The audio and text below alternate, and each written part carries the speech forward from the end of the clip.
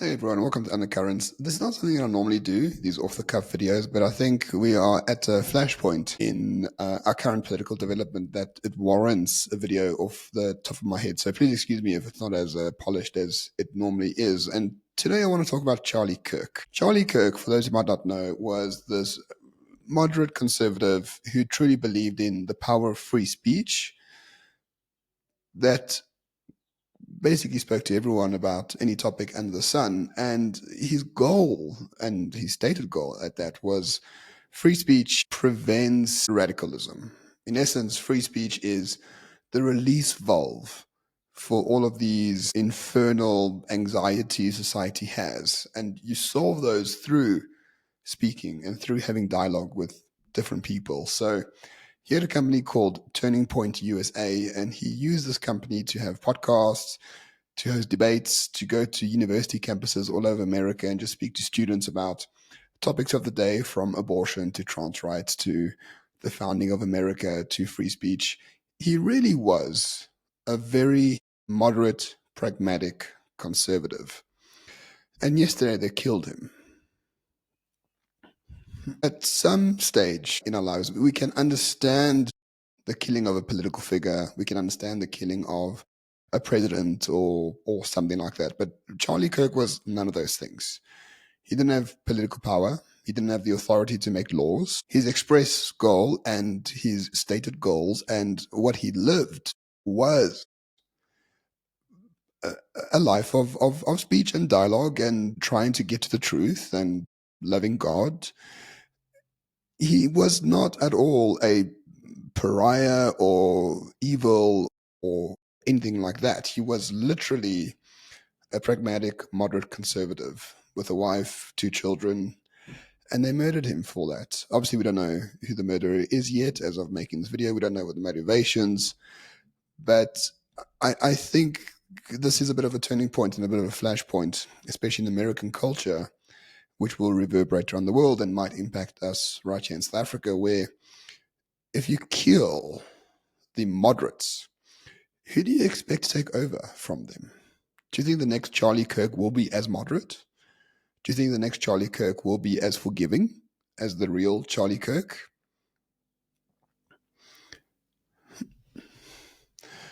I mean, essentially, you are murdering people for talking to people.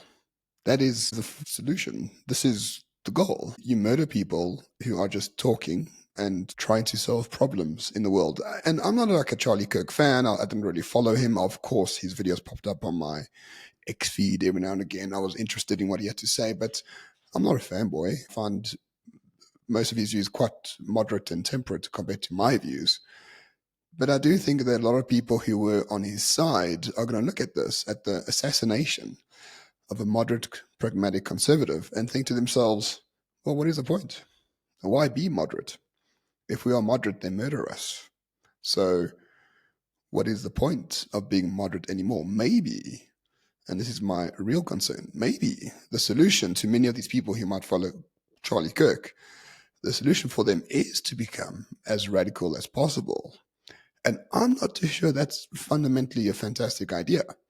I am really, really worried about the future of the political right in terms of the fact that for decades now, white men, conservatives, black conservatives, female conservatives, they've been called Nazis. They've been called Hitler. They've been called everything under the sun for just expressing moderately conservative views that everyone followed 20 years ago.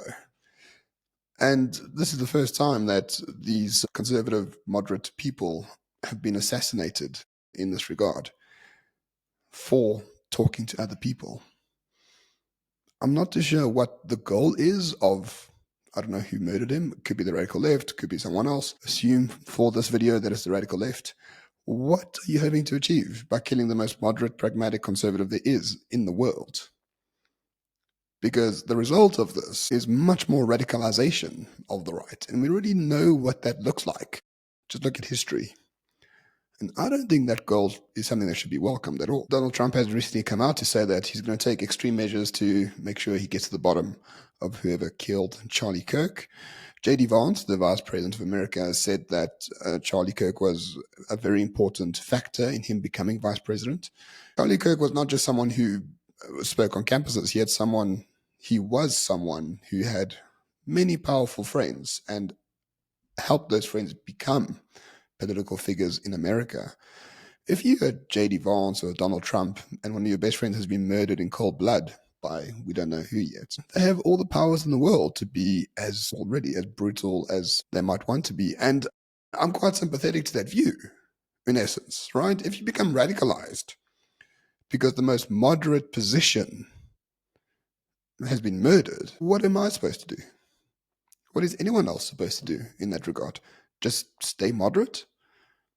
I don't think that's going to be the effect of this. And the real issue here, and this is what I'm most concerned about, is that Charlie Kirk really believed in the win-win marketplace of ideas scenario.